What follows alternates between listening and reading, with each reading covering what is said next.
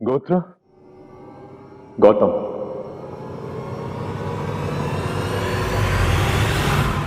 What?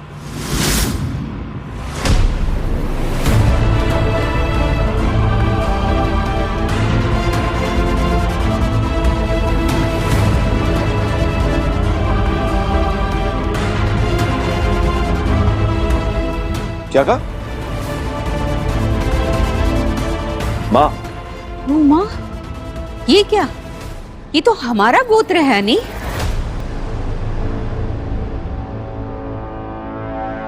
तुम्हारा बेटा पागल हो गया है। आप लोग भले ही इसे झूठ माने, लेकिन मेरी और जनक की शादी हुई थी।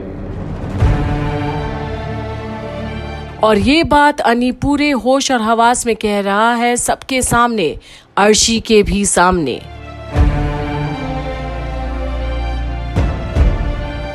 और आज जनक का श्राद्ध है। कम से कम आज के दिन तो इतनी सी बात मान लीजिए ना।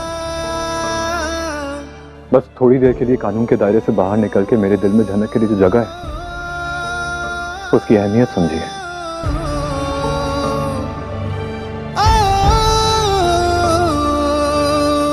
पंडित जी, शुरू कीजिए। अली, पागल हो गया? अपना गोत्र क्यों बता रहे हो?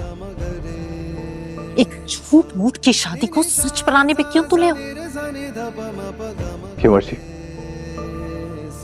प्रॉब्लम क्या है इसमें? अब जनक जिंदा नहीं है, और अगर इस झूठ को सच मान के मैं अपने दिल में महफूज रखना चाहता हूं तो कोई भी कानून मुझे करने से नहीं रोक सकता है। और अब अनी अर्शी को भी समझा देता है कि जनक थी, है और हमेशा रहेगी उसकी जिंदगी में। कोई अलग नहीं कर सकता जनक को अनी से। और सब के सब बस देखते रह जाते हैं अनी को, उसकी इस रवैये को। और आज अनी साबित कर दिया कि जनक उसके जीवन में क्या मायने रखती थी, अर्शी को भी। पंडित जी, गोत्र और नाम बताइए। नाम जनक बोस, गोत्र गौतम।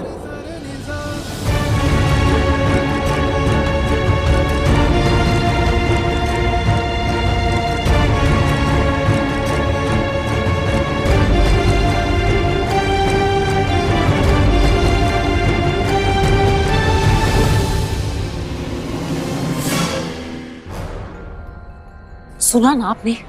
अब भी आप चाहेंगे कि मैं इस घर में रहूं? मेरी बात सुनो, प्लीज मेरी बात समझो।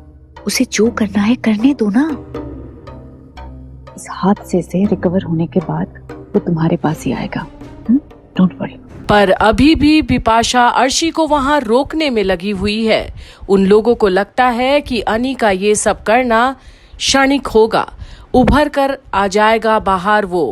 पर छोटौन, वाह नहीं, सबके सामने जनक को इतनी इज्जत सिर्फ तू ही दे सकता है, और वो डिजर्व भी करती है। आज जो तूने किया है ना, मेरी नजरों में तेरी इज्जत और बढ़ गई है। हाँ शाबाश, तुमने सबके खिलाफ जाकर जो अपना मन का सच बताया, ढेर सारा आशीर्वाद, बड़ा नेक काम किया है तुमने।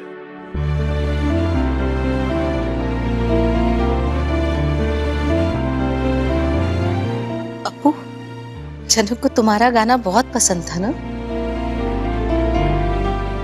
आखिरी बार जनक के लिए गाना गाओगी तुम?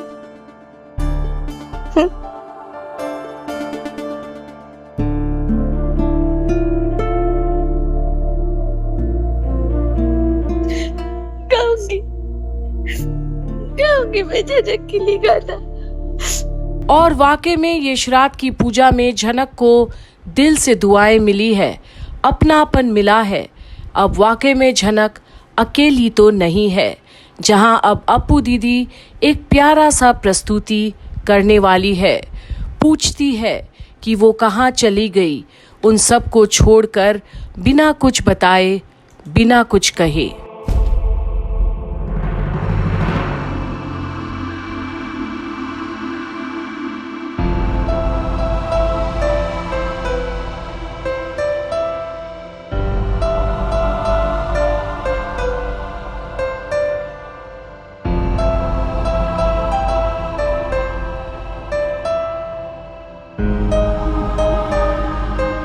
और अब अप्पू दीदी पुष्पांजलि अर्पित करती है झनक को और एक गाना गाती है जिसमें वो पूछती है कि वो कैसे चली गई बिना कुछ कहे, बिना कुछ बताए। আমার প্রাণের পরে চলে গেল কে বসন্তের বাতাসটুকুর মতো সে যে ছুঁয়ে গেল নুয়ে গেল রে ফুল ফুটিয়ে গেল শত শত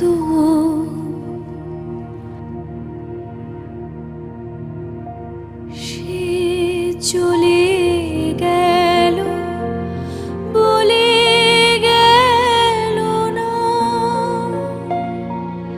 সে কোথায় গেল ফিরে এলো না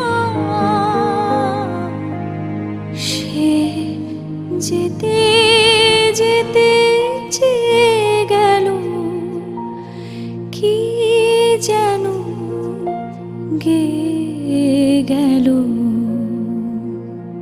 সে যে ছুঁয়ে গেল নুয়ে গেল ফুল ফুটিয়ে গেল শত শত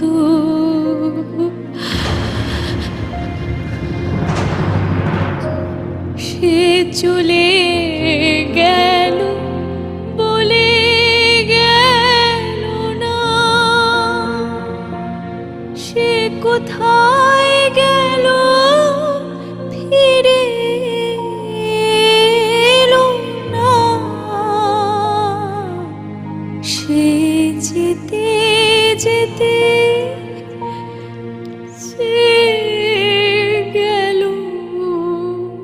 और अब अप्पू एकदम से रो पड़ती है झनक के फोटो के सामने, जैसे कि कोई भगवान का साथ छूट गया हो।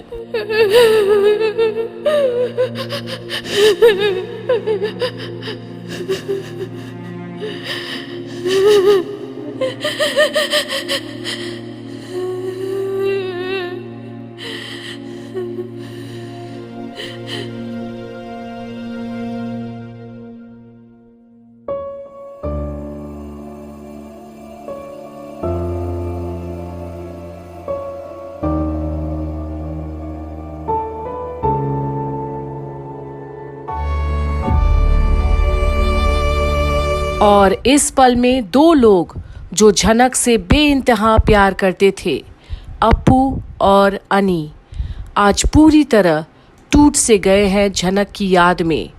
जहां अर्शी तो बीच में ही चली गई वहां से, क्योंकि बर्दाश्त से बाहर हो गया था उसके लिए हर एक लम्हा। पर बिपाशा के पास अब भी बहुत सारी करवाहट बाकी है। फाइनली ये ड्रामा खत्म हुआ, जान छूटी। हाँ बिपाशा, लेकिन अर्शी तो कितना गुस्सा होकर गई है। मैंने उसे कितना मनाने की कोशिश की, उसे यहाँ रहने के लिए कहा, फिर भी चली गई। काकीमा डोंट वरी, मैं अर्शी को मना लूंगी, आप चिंता मत कीजिए। और आज जहां अनी और अप्पू के लिए ये गम भरा समा है, वहीं कुछ लोगों के लिए ये सब एक नाटक ही तो है। आखिर रखना चाहिए था नजदीकियां, क्योंकि जिंदगी का भरोसा तो नहीं। फिर कहते हैं चुपचाप चले गए बिना कुछ बताए। तो अब आगे भी देखना ना भूलिएगा कि असल में झनक के साथ आखिर क्या हो रहा है आश्रम में। बने रहिए कंप्लीट बॉलीवुड के आने वाली अपडेट्स में, जहां आप देख रहे हैं झनक की सारी अपडेट्स।